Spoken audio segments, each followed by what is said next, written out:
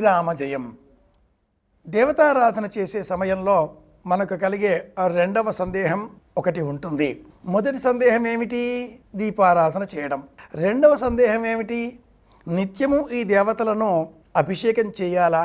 అర్చామూర్తులను పళ్ళెల్లో ఉంచి ప్రతిరోజు కడిగి తుడిచి గంధం కుంకుమ బొట్లు పెట్టి ఇలా అంతా చెయ్యాలా? తప్పకుండా చేయాలి. ఒక్క అర్చామూర్తిని మాత్రమే కనీసంలో కనీసం ఇలా మనం స్నపన సేవ ఉద్ధరణతో ఒక్క చెంచా నీళ్లు వేసి మన ఇంట్లో ఏ మూర్తి ఉంటే ఆ మూర్తి ఒక్క విగ్రహం తప్పనిసరి. విగ్రహం నిగ్రహం కోసమే. బృహత్తరంగా మహావైభవంగా పూజాగృహంలో ఎన్నో అర్చామూర్తులు ఉంటాయి. అవన్నీ అలా ఉంటాయి. అవన్నీ కూడా వేదిక వల్ల ఏర్పాటు చేసుకున్న ఆ పూజాగృహంలో 3 మెట్ల వరుసతో పీట ఒకటి సిద్ధం చేసుకోవాలి. పూజాగృహంలో మెట్ల వరుసతో ఉండే ఈ దేవతామూర్తులను భద్రపరిచేటటువంటి వేదిక మనం సిద్ధం చేసుకోవాలి. ఇంటిలో ఎన్నో సిద్ధం చేసుకుంటూ ఉంటాం. ఎన్నో పరికరాలు ఖరీదు చేస్తూ ఉంటాం. ఎన్నో ఉపయోగకరమైన వస్తువులు అని కొనుగోలు చేసి ఇంటికి తెస్తూ ఉంటాం. ఇంటి మొత్తానికి కేంద్రమైనటువంటి స్థలం పూజాగృహం.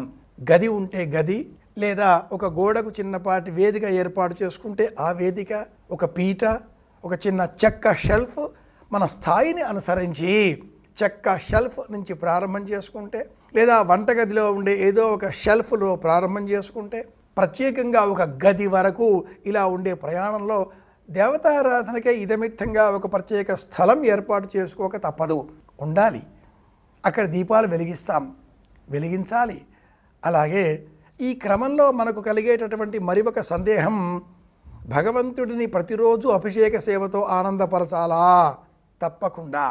మనము స్నానం చేస్తున్నాం. ఎంత హడావిడి అయినా స్నానం చేయకుండా భోజనం చేయరాదు. స్నానం చేయకుండా దీపారాధన చేయరాదు. కనుక క్రమశిక్షణతో స్నానం చేసిన అనంతరం శుభ్రమైన పరిశుభ్రమైన పొడి వస్త్రాన్ని ధరించాలి. తడి వస్త్రంతో దేవతారాధన ఎప్పుడూ చేయకూడదు. అది మహాపాపం. తడి వస్త్రంతో దేవతారాధనలు చెయ్యరాదు. తాంత్రిక ఆరాధనలలో అంటే క్షుద్ర మంత్ర ప్రయోగాల వాటిలలో మాత్రమే, పితృదేవతాకంగా చేసే కర్మలలో కూడా తడి పొడి వస్త్రం కట్టుకోమంటారు. కానీ తడి వస్త్రంతో పితృదేవతా కర్మలు కూడా చేయకూడదు. పొడి వస్త్రమే కావాలి.